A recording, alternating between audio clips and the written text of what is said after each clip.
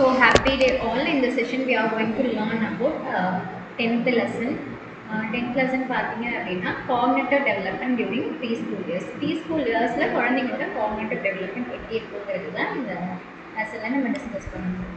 So already நம்ம toddlersோடது discuss பண்ணியிருக்கோம், gene பைகெட்டோடது discuss பண்ணியிருக்கோம் இல்லையா. ஸோ ஜீன் பைகெட்லேயே நம்ம ஸ்டேஜ் பை ஸ்டேஜ் பார்த்துருக்கோம். sensory motor period, pre-operation period, concrete operation period, formal operation period. So in the preschool years வந்து எந்த கேட்டகரியில் ஃபாலோ ஆவாங்க அப்படின்னா pre-operation periodல ஃபாலோ ஆவாங்க. ஸோ இங்கே நிறைய டாபிக்ஸ் வந்து கொடுத்துருக்காங்க. ஸோ நம்ம இதில் பார்க்குறத விட ஒரு பிக்சரைஸ்ட் இமேஜாக பார்த்தோம் அப்படின்னா இன்னுமே நமக்கு ஈஸியராக புரியும். ஸோ இந்த டாபிக்ஸ்லாம் டிஸ்கஸ் பண்ணிவிட்டு நம்ம பிக்சரைஸ்ட் இமேஜும் பார்க்கலாம். Gene Piaget period and stages of intellectual development in childhood. Sensory motor period we know that 0 to 2 years. So in the 0 to 2 years என்னெல்லாம் நடக்கும்? So 1 month வரைக்கும் reflexive stages, sucking the process build ஆகும். Next primary circular reacting age. 1 to 4 months baby repeats acts like opening and closing hands. இப்படி வந்துட்டு பண்ண start பண்ணுவாங்க.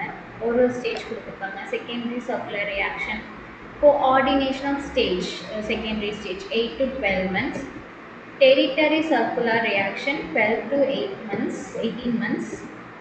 So இது எல்லாமே அந்த இந்த ஸ்டேஜில் என்னென்ன ப்ராசஸ் இருக்கும். child is interested in properties of object themselves, how they work, can imitate more accurately. நம்மள மாதிரி பண்ண ஸ்டார்ட் பண்ணிடுவாங்க.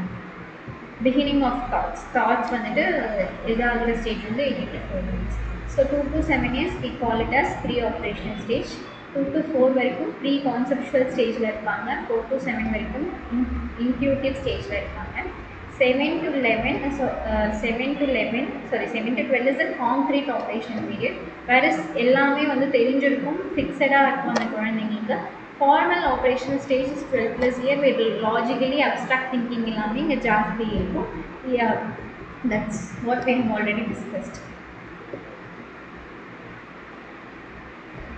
ஸோ நம்ம வந்துட்டு பார்த்தோம் அப்படின்னா as children move forward to sensory motor to pre-operational stage, although the infants have some ability to present their role between 2 to 7, this capacity blooms. So 2 to 7லேயே சில பேர் இன்னும் கொஞ்சம் அட்வான்ஸ்டாக பண்ணுவாங்க. we call it as capacity blooms. Once the child can thinking symbolically, she can also hold mental representation of object.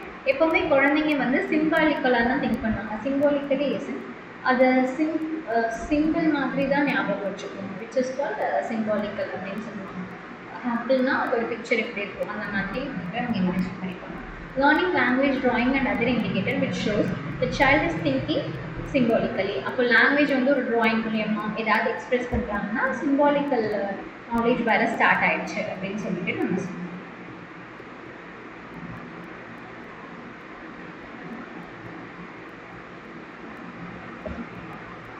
So cognitive ability that indicates the beginning of preschool operation. So preschool operationல என்னென்ன ஸ்டார்டிங்லாம் அவங்களுக்கு இருக்கும். Symbolical thinking, picture representation இருக்கும். Others பீப்புளோட perspective, அவங்க என்ன யோசிக்கிறாங்க, அவங்களுக்கு இது வேணுமா வேண்டாமா, பசிக்குதா, அந்த மாதிரி ஆப்போசிட் பர்சன் என்ன ரியாக்ஷன்ஸ் கொடுக்குறாங்கிறத அவங்களால புரிஞ்சுக்க முடியும். Ability for good directed behaviour, அதாவது நம்ம ஒரு விஷயத்த சொல்லிட்டு ஃபார் எக்ஸாம்பிள் ஒரு 5 minutes வந்து இந்த பெயிண்டிங்கை கம்ப்ளீட் பண்ணோம்னா தே கேன் அந்த விஷயத்தை அவங்களால அண்டர்ஸ்டாண்ட் பண்ணிக்க முடியும். That is called symbolical thinking. Egocentric already நம்ம பார்த்துருக்கோம். பிளேயிங் பிரிட்டெண்ட் அட் கேட்ஸ், அனம்சமாக இருக்கிறது, கார்ட்டூன்ஸ் எல்லாம் உண்மைன்னு சொல்லி நம்புறது. அதுக்கப்புறம் ஒரு நான் லிவிங் திங்கை வச்சு லிவிங் திங்காக நினச்சி விளையாடுறது, இது எல்லாமே ஈகோசென்ட்ரிக். அனதர் பர்சன்ஸோட நம்ம எம்பத்தைஸ், ஆல்டரிசம்லாம் படித்தோம் இல்லையா, அது எல்லாமே இங்கே வருது. Looking at the entire from own frame of reference from one's own perspective.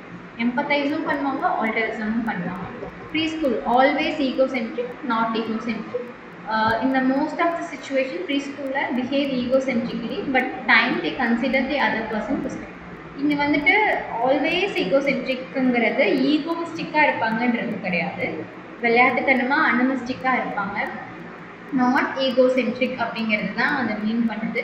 ஈகோசென்ட்ரிக் sometimes என்னோடது எனக்கு அப்படிங்கிற விஷயத்தையுமே இருப்பாங்க. பட் அதுக்காக அவங்க ஆப்போசிட்டில் இருக்கிறவங்க பெர்ஸ்பெக்டிவ் புரிஞ்சுக்க மாட்டாங்கன்னு இல்லை.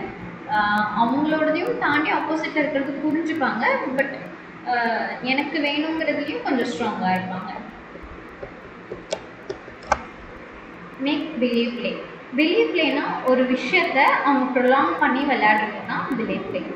Make believe play provides another excellent example of the development. Believe play வந்துட்டு அவங்களோட காக்னிட்டிவ் டெவலப்மெண்ட் வந்து ப்ரீ ஆப்ரேஷனல் ஸ்டேஜுக்கு வந்துடுச்சு அப்படிங்கிறது பிலீவ் பிளே மூலியமாக தான் குழந்தைங்க வந்து காமிப்பாங்க.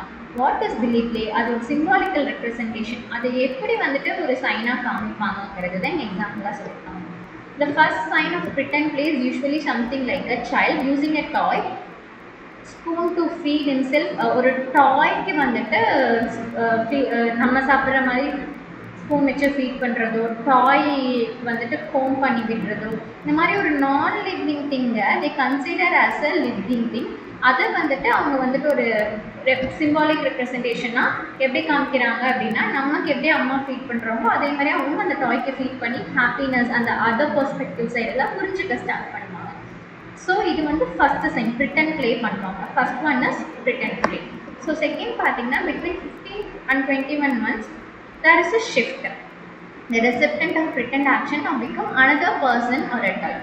The child is still using objects for usual purpose such as drinking from a cup, but now she is giving the pretend drink to a doll instead of herself. Dolls are especially good toys for the kids of pretend. அதாவது இங்கே என்ன சொல்ல வராங்கன்னா, இங்கே Britain play வந்து கொஞ்சம் obsessed ஆகிட்டு they used to, இப்போ ஃபார் எக்ஸாம்பிள் நம்ம சின்ன வயசில் வந்துட்டு we used to play with some kitchens, but we don't use an exact material what mom is preparing for us. We don't put rice or water in it. We don't make sambar in it. Instead of that, we use some pretended toys like leaves which will add more, trees which will add more. Or else used to cook with water, some branches of trees. இதெல்லாமே நம்ம அதில் போட்டு we make a noodles or sambar, rice அந்த மாதிரி we make. Or else we get some chapati flour and we'll make a chapati duff there. So இந்த மாதிரி நம்ம வந்துட்டு ஏதோ ஒரு ஏதாவது அதை வந்து நம்மளால சாப்பிடவே முடியாது, பட் நம்ம வந்துட்டு அம்மா பண்ணுற மாதிரி ஒரு இமேஜினேஷனில் இங்கேயும் டாய் இருக்குதான், இங்கேயும் டாய் தான், பட் அந்த டாயை வச்சு யாருக்காக நம்ம ஃபீட் பண்ணுறோம்னா அந்த குழந்தை தனக்காகவே வந்துட்டு ஃபீட் பண்ண ஸ்டார்ட் பண்ணுவாங்க. First is pretend play. Second pretend ப்ளேயோட நெக்ஸ்ட் அட்வான்ஸ் லெவல் ஆகும். ஃபார் எக்ஸாம்பிள் அவங்க என்ன கிடைக்குதோ அதை வச்சு விளையாட ஸ்டார்ட் பண்ணுவாங்க. Between 2 and 3 years of age, children make another big change in their play and beginning to use their object to stand for something altogether. They make comb the doll's hair with a baby bottle while the saying comb make trucks out of blocks. 2 to 3 yearsல பார்த்தீங்க அப்படின்னா whatever the objects they are having, அவங்க என்னென்ன objects கையில் கிடைக்குதோ, for example ஒரு 4 chairs இருக்குன்னா they'll make a train and the train and they consider that as a train. They started to play with the chair. Or else அவங்களுக்கு வந்துட்டு ஒரு scale கிடைக்குதுன்னா they consider it as a comb. They started to comb their hair. அதுக்கு ஒரு சீப்பு ஒரு scale கிடைக்குதுன்னா அது ஒரு கோம்பாக வந்து ப்ரிட்டெண்ட் பண்ணி விளையாட ஸ்டார்ட் பண்ணுவாங்க. ஸோ இது என்ன ஆப்ஜெக்ட்ஸ் கிடைச்சாலும் அதில் வேற ஒரு இமேஜினேஷன் கோலில் போய் அவங்க ப்ளே பண்ணுவாங்க. இந்த 2 to 3 years. 4 to 5 years இந்த லைக் ஒரு ரோல் பிளேன்னு சொல்லுவாங்க இல்லையா. இப்போ வீட்டில் வந்துட்டு அம்மா இருக்காங்கன்னா அம்மாவோட ரோல் மாதிரி விளையாடுறது, மெயினாக டீச்சர்ஸோட ரோல் மாதிரி விளையாடுவாங்க. ஒரு ஷால் வந்து சாரீ மாதிரி போட்டுட்டு போர்டில் எழுதி விளையாடுறது, இன்னொரு குழந்தைக்கு சொல்லி கொடுக்கறது, which is call role play. இந்த 4 to 5 years இந்த ரோல் பிளே ஸ்டேஜ்க்கு வந்துட்டாங்கன்னா egocentrism is going to be lesser அப்படிங்கிறத நம்ம ஐடென்டிஃபை பண்ணிக்கலாம். During preschool period, the child learns to represent object, persons and perception with symbols. So the child thoughts are no longer tied to what you physically present or observe. The most obvious indications of symbolic activity. So இந்த எல்லா ஆக்டிவிட்டியுமே பார்த்தீங்கன்னா ஒரு சிம்பிளோட represent ஆகிருக்கு. எதுவுமே வந்துட்டு ஒரு ஃபிசிக்கலாக அந்த மாதிரி இல்லாமல் சிம்பாலிக் ப்ளே தான். Symbolic play isn't 2 sticks will be a bow and arrow. நம்ம இங்கே கொடுத்துருக்காங்க பாருங்கள், ஒரு 2 ஸ்டிக் வச்சு ஒரு bow and arrow. அவங்க ஒரு ப்ரிட்டண்டட் பிளேக்குள்ளேயே ஜாஸ்தி இருப்பாங்க. என்ன ஆப்ஜெக்ட்ஸ் கிடைச்சாலும் அதை பேஸ் பண்ணி அவங்க விளையாட ஸ்டார்ட் பண்ணிடுவாங்க. Questions being in a preschool years, first about the name of object, activities, then about why certain routines are necessary. Preschoolers think the patterns are all wise or knowing and all the powerful. The child assumes that every question can be answered, that the parents have all the answers. So இங்கே வந்து பார்த்தீங்க அப்படின்னா preschool years இந்த இதில் வரும்போது ஒரு activity சொல்லி கொடுத்தோம்னா அது வைஸாக எப்படி கற்றுக்கணும், எப்படி அதை வச்சு இன்னும் ஷைன் பண்ணணுன்ற நாலேஜ்குள்ளேயும் வருவாங்க. அண்ட் தென் இங்கே தான் நிறைய கொஷின்ஸும் கேட்பாங்க. கொஷின்ஸ் கேட்கும்போது கிட்ஸ் வந்து அவங்களுக்கு பொறுத்த வரைக்கும் ஸ்கூல்ஸ் போகிற ஸ்டேஜ் இல்லையா, அப்போ அந்த ஸ்டேஜில் எப்படி இருப்பாங்கன்னா எல்லாமே அம்மா அப்பாவுக்கு மட்டும்தான் தெரியும், அம்மா என்ன கேட்டாலும் அம்மா அப்பாவுக்கு வந்து கண்டுபிடிச்சி சொல்லிடுவாங்க அப்படின்ற ஒரு மைண்ட் செட்டில் இருப்பாங்க. These year old will spend most of waking hours question. எந்திரிச்சாலுமே எல்லாத்துக்குமே கொஷின் பண்ணிகிட்டே இருப்பாங்க. ஸோ இங்கே நம்ம வந்து மெயினாக என்ன நோட்டீஸ் பண்ணிக்கணும் அப்படின்னா, நம்ம அந்த கொஷின் எல்லாத்துக்குமே நோங்கிறத சொல்லாமல் அண்ட் தென் பொய்யும் சொல்லக்கூடாது. ஃபார் எக்ஸாம்பிள், நம்ம வீட்டில் வந்து நெயில்ஸ் வந்து கட் பண்ணக்கூடாது 6 o'clock மேலே அப்படின்னு ஒரு சின்ன பிரின்சிபல்ஸ் ஃபாலோ பண்ணுறோம் அப்படின்னா, த சைல்ட் வில் ஆஸ்க் வை அப்படின்னு சொல்லி கேட்பாங்க. வாட் வி சே, லக்ஷ்மி வந்துடும், சாமி வரும், அதனால நம்ம அப்படி சொல்லக்கூடாது. Which is not a exact answer இல்லைங்களா. அப்போ என்ன சொல்லணும் அப்படின்னா, இப்போது நைட் டைம் ஆகிடுச்சு, we have very less light. இப்போ நம்ம வீட்டில் வந்து லைட் இருக்குதான், இஃப் யூ வாண்ட், இப்போ நீ வந்துட்டு கட் பண்ணணும்னா நம்ம ஏன் வந்துட்டு ஈவினிங் டைம் கட் பண்ணக்கூடாதுங்கிறதுனா, இனிஷியல் ஸ்டேஜஸில் பார்த்தீங்க அப்படின்னா வி டோன்ட் ஹேவ் கரண்ட்.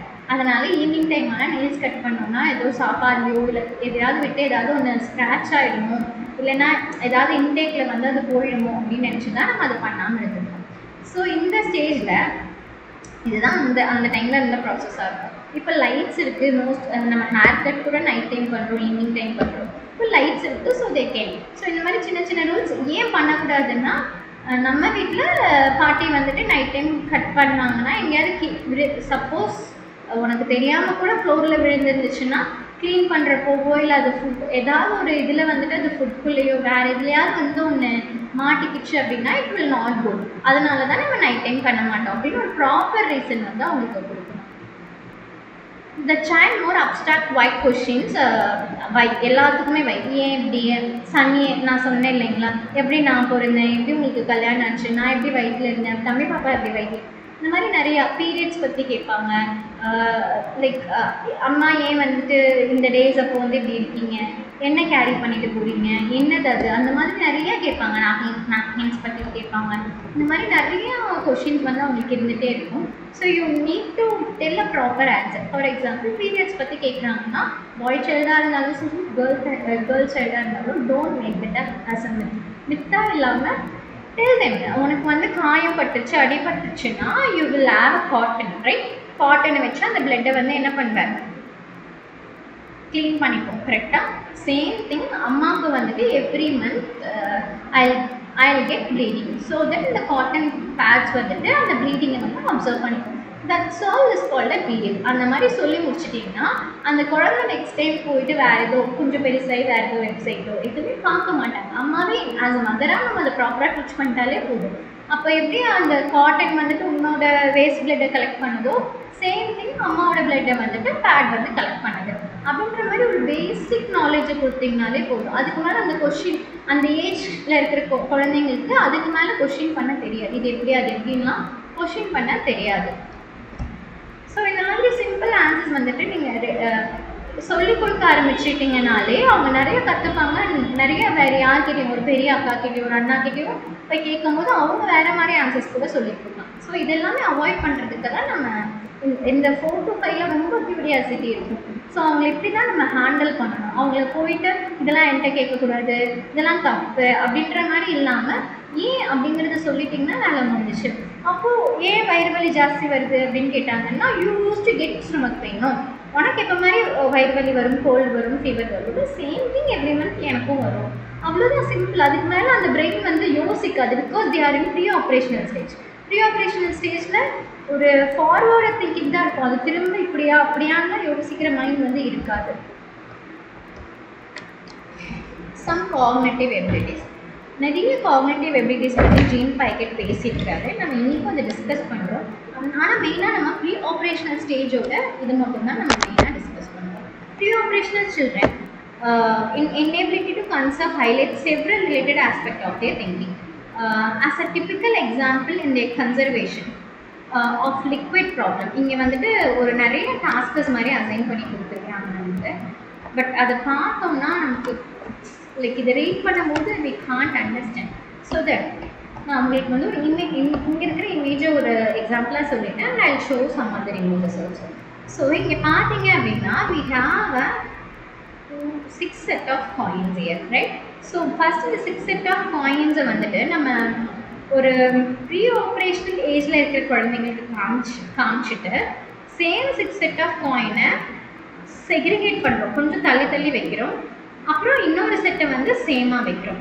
அப்போ குழந்தைங்க கிட்ட விச்சஸ் லெசன் கேட்கும்போது they can't able to, அவங்களால சொல்ல முடியல இதுலேயும் சேம் நம்பர் ஆஃப் காயின்ஸ் தான் இருக்குது, இதுலேயும் same number of the coins தான்.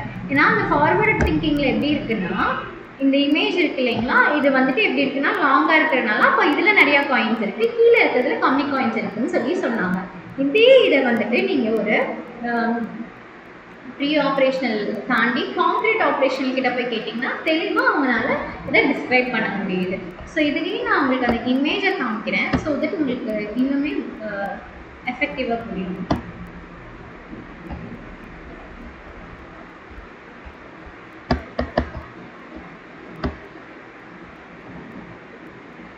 ஸோ பைகெட்டோட சில்ட்ரன் டெவலப்மெண்ட்டை நம்ம பார்க்குறோம்.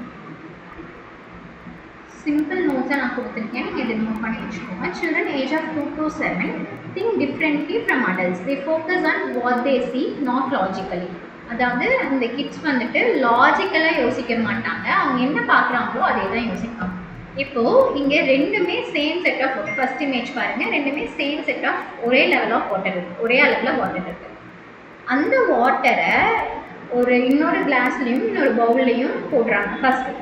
ஏன்னா அந்த கிளாஸில் ஊற்றுறதுலையும் பவுலில் ஊற்றுறதுலையும் சேம் அமௌண்ட் ஆஃப் வாட்டர் தான் இருக்க போகுது, தெரியுதுங்களா? ரெண்டுமே சேம் அமௌண்ட் ஆஃப் வாட்டர் தான். அதில் இதில் இந்த மாதிரி ஒரு கிளாஸ்லேயும் ஊற்றுறாங்க, இப்படி ஒரு பவுல்லையும் ஊற்றுறாங்க. இந்த 2 to 7 இயர்ஸோட அப்சர்வேஷனில் பவுல் பார்க்க பெருசாக இருக்கிறனால bowl has more quantity of water, glass வந்து ரொம்ப கம்மி குவான்டிட்டி ஆஃப் வாட்டர் இருக்குன்ற மாதிரி ஒரு ப்ரெசன்டேஷன் சொல்கிறாங்க. இதில் என்ன அர்த்தம் அப்படின்னா அவங்க என்ன பார்க்குறாங்களோ அதை தான் அவங்களால லாஜிக்கலாக யோசிக்க முடியுது. அவங்க அதுக்கு மேலே அதை வந்துட்டு ஒரு விஷயமா கன்சிடர் பண்ணிக்க முடியல. Bowl has more water because it's look wider. So இதே வந்து ஒரு ப்ரீ ஆப்ரேஷனல் கான்க்ரீட்டில் இருக்கிற குழந்தைய கேட்டிங்க அப்படின்னா அந்த குழந்தை சொன்னோம் சேம் அமௌண்ட் ஆஃப் வாட்டர் தான் இருக்கும். ஏன்னா 2 கிளாஸ்லையுமே ஒரே அளவு தண்ணி இருக்கும்போது அதை நீங்கள் எதில் மாற்றினாலும் அது பெருசாக இருந்தாலும் சரி சின்னதாக இருந்தாலும் சரி சேம் அமௌண்ட் ஆஃப் வாட்டர் தான் இருக்குன்னு வந்து அவங்க கரெக்டாக சொல்லுவாங்க. ஸோ ப்ரீ ஆப்ரேஷனலில் அவங்களுக்கு இதை அப்சர்வ் பண்ணிக்க முடியாது. ஸோ இதுதான் பைகெட்டோட எக்ஸ்பிளனேஷன், கிளாஸிஃபிகேஷன்லாம் கொடுத்துருக்குறாரு அவர். செரியேஷன். ஸோ நான் ஏன் இதில் ரீட் பண்ணாமல் அந்த இமேஜ் காமிக்கிறேன் அப்படின்னா ரீட் பண்ணால் இதை புரிகிற விஷயமா இருக்காது, அதனால தான். செரியேஷன். இப்போ செரியேஷன்ற டாபிக் பாருங்கள். மீனிங் கேன் கம்பேர் 2 திங்ஸ், ஒரு 2 விஷயத்தை. For example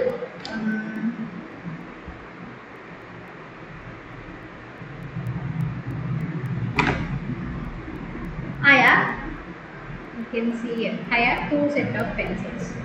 Yes, one is long, another one is short. இப்படி 2 செட் கொடுக்கும்போது they can identify.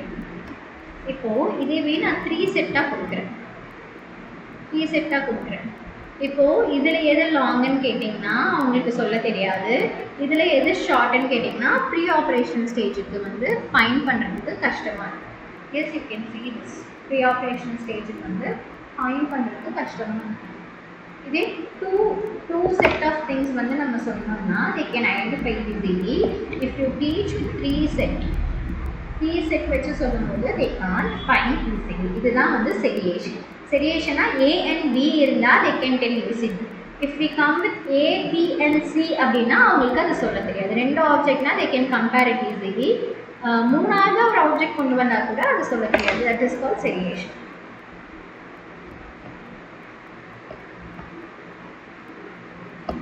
Next, classification. நம்ம கிளாசிஃபிகேஷனும் புக்கில் பார்த்துருக்கோம். எக்ஸாம்பிள் பாருங்கள், புட்டிங் திங்ஸ் டுகெதர். இங்கே வந்துட்டு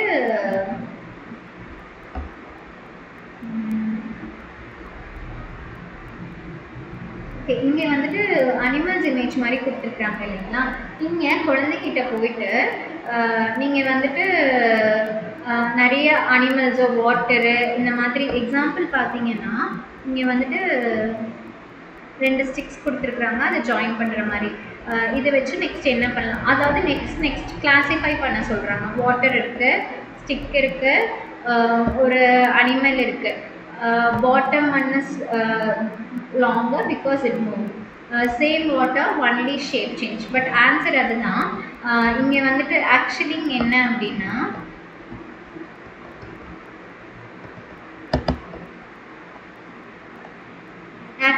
இங்கே என்ன சொல்ல வராங்க அப்படின்னா குழந்தைங்களுக்கு வந்துட்டு அதை செக்ரிகேட் பண்ணி கிளாஸிஃபை பண்ணி அது ஒரு ஸ்டோரியாக மேக் பண்ணுறப்போ ஒரு பிக்சராக மேக் பண்ணுறப்போ தெரியாது.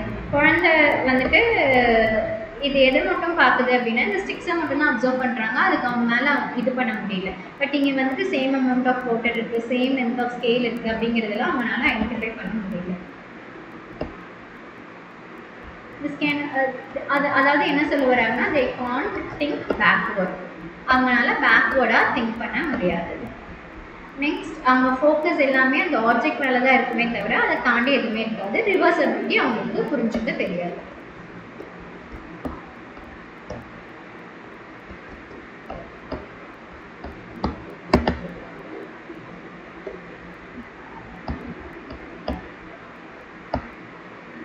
லாஸ்ட் திங் பாருங்க, causes effect and reversibility. So என்னென்ன காசஸ் அண்ட் எஃபெக்ட்ஸ் வந்து நடக்கும் இங்கே?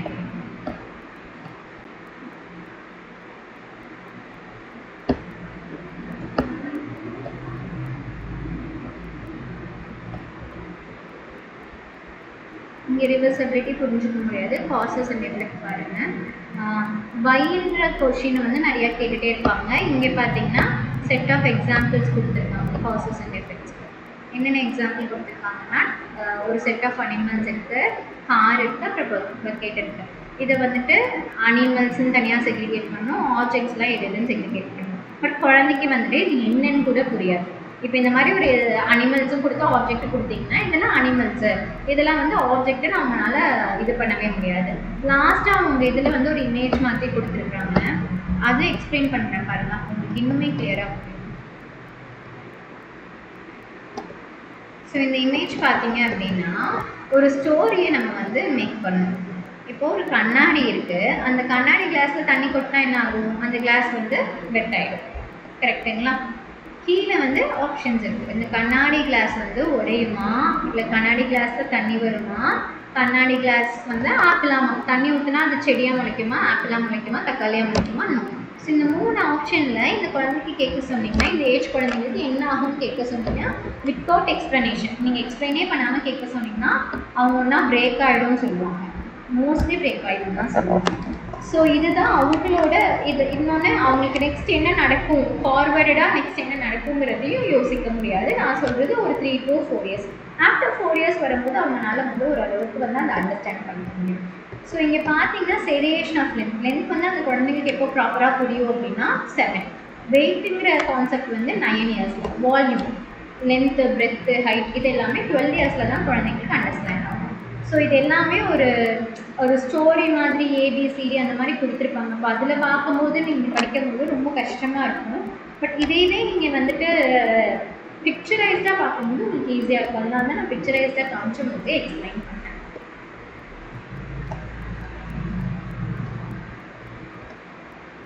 Next development of understanding. அண்டர்ஸ்டாண்டிங்னா என்னென்னலாம் அவங்களால வந்துட்டு ப்ரீ ஆப்ரேஷனில் பண்ண முடியும்.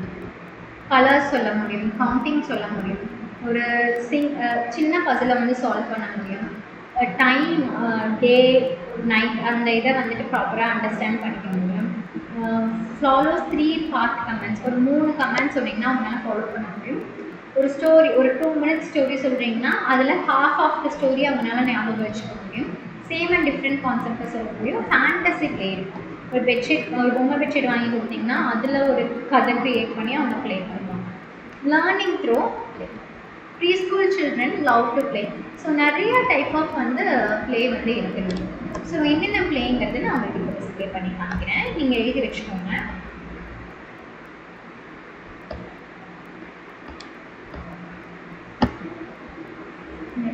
I'll get 1 second of time, I'll share it.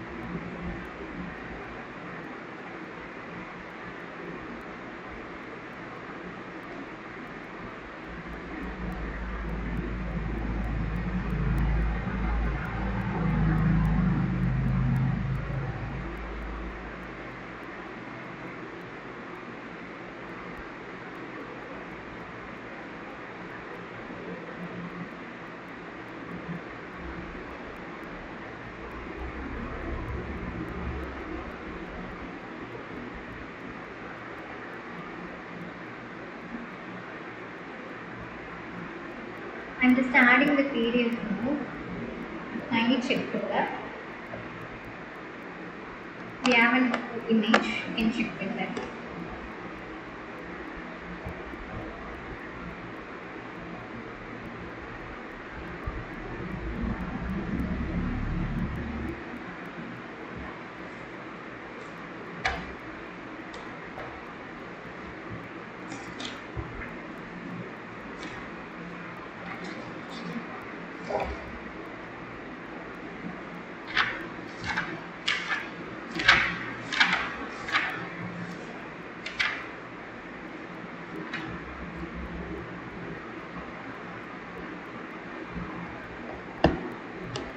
Yeah, before that we missed a topic, learning to play. Before that, yeah, understanding also.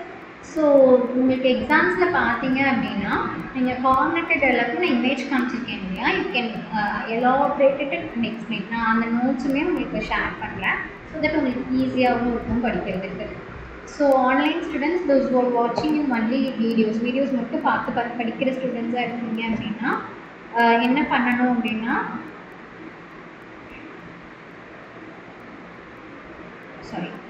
நீங்கள் என்ன பண்ணலாம் அப்படின்னா, நீங்கள் நோட்ஸ் வந்துட்டு ஒன்ஸ் லெசன் கம்ப்ளீட் பண்ணதுக்கப்புறம் நோட்ஸ் கேட்பீங்க, எந்த லெசனோட நோட்ஸ் வேணும்னு கேட்டிங்கன்னா உங்களுக்கு நான் வந்து சென்ட் பண்ணிடுறேன்.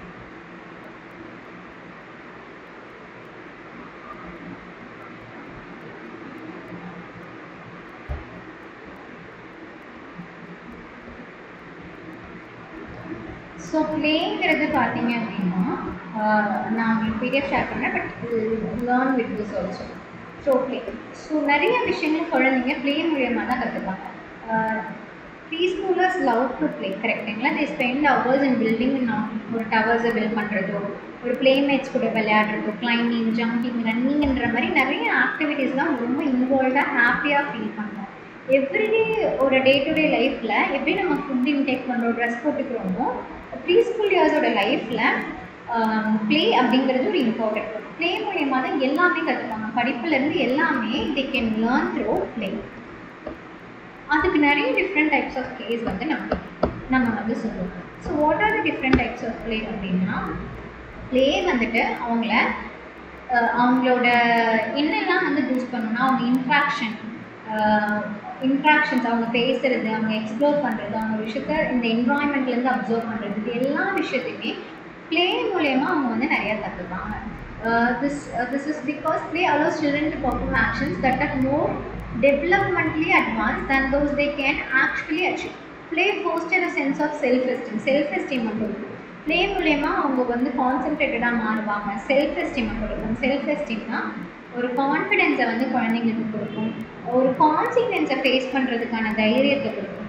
ஸோ இதெல்லாம் ஏன் வந்து நான் இவ்வளோ தூரம் எக்ஸ்பிளைன் பண்ணுறேன்னா, இப்போ கிட்ஸ் ஏதாவது ப்ளே பண்ணுறாங்க, இல்லை ஒரு விஷயத்தை இன்னோவேட்டிவாக வந்து ஒரு காரை ஃபிக்ஸ் பண்ணி லைக் ரிமூவ் பண்ணி ஃபிக்ஸ் பண்ணிக்கிறாங்க, இந்த மாதிரி ஆக்டிவிட்டீஸ் பண்ணுறாங்க அப்படின்னா யூ கேன் அண்டர்ஸ்டாண்ட் தட் அவங்க ஸ்ட்ராங்கராக வந்துட்டு இருக்கிறாங்க, அவங்களோட கான்சன்ட்ரேஷன் இம்ப்ரூவ் ஆகுது, அவங்களோட செல்ஃப் எஸ்டீம் இம்ப்ரூவ் ஆகுதுன்னு நம்மளால அனலைஸ் பண்ணிக்கணும். ஸோ இந்த பிளேயில் பார்த்தீங்கன்னா அவங்களோட இமேஜினரி வேர்ல்டை வந்து அவங்க லேர்ன் பண்ணுறாங்க.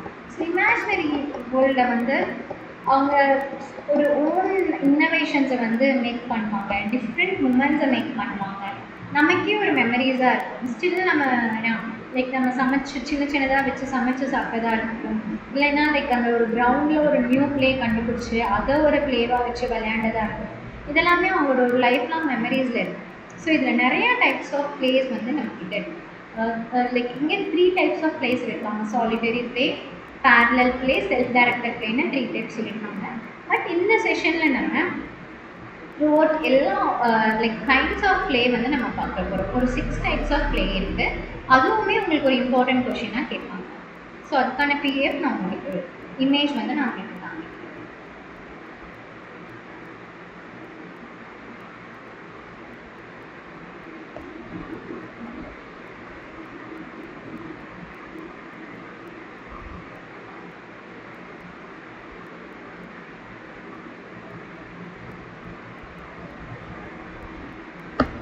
Once again, Google search like we have it in Google.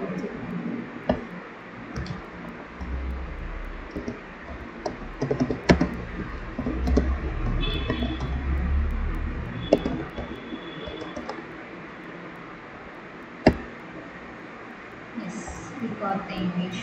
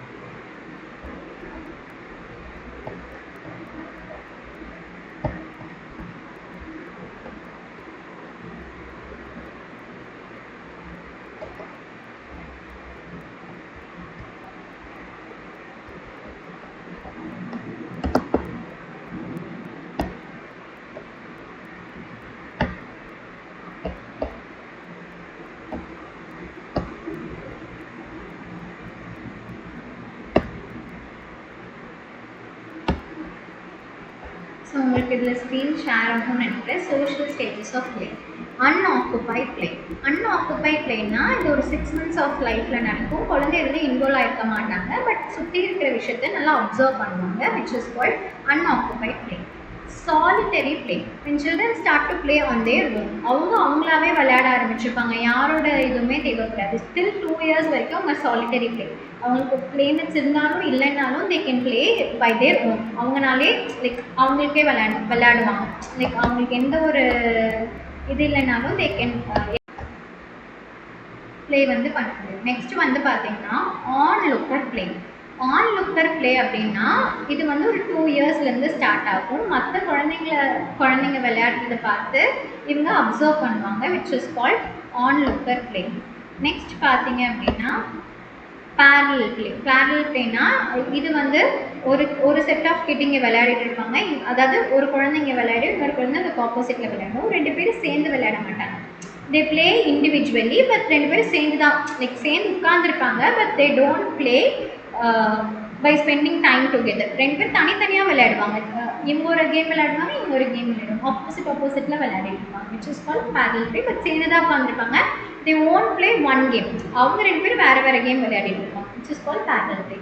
Associative பிளேனா ரெண்டு பேரும் சேர்ந்து ஒரு பிளே வந்து விளையாடுவாங்க, ஒரு கேரமோ செஸ்ஸோ இந்த மாதிரி ரெண்டு பேரும் சேர்ந்து விளையாடுவாங்க. சோஷியல் பிளேனா ஒரு குரூப் ஆஃப் ஆக்டிவிட்டி, ரைம் பண்ணுறது, டாய்ஸ் வச்சு விளையாடுறது, ஒரு சர்க்கிள் டைமில் மிங்கிளாகி விளையாடுறது எல்லாமே சோஷியல் பிளே. ஸோ இதோட நமக்கு 10th சாப்டர் கம்ப்ளீட் ஆகுது. உங்களுக்கு இதுக்கான நோட்ஸ் வேணும்னா யூ கேன் ஆஸ்க் மீ. நான் அதோட காக்னிட்டிவ் டெவலப்மெண்ட் நோட்ஸ் இன்னும் கிளியராகவே உங்களுக்கு நான் சென்ட் பண்ணுறேன். Yes, thank you so much.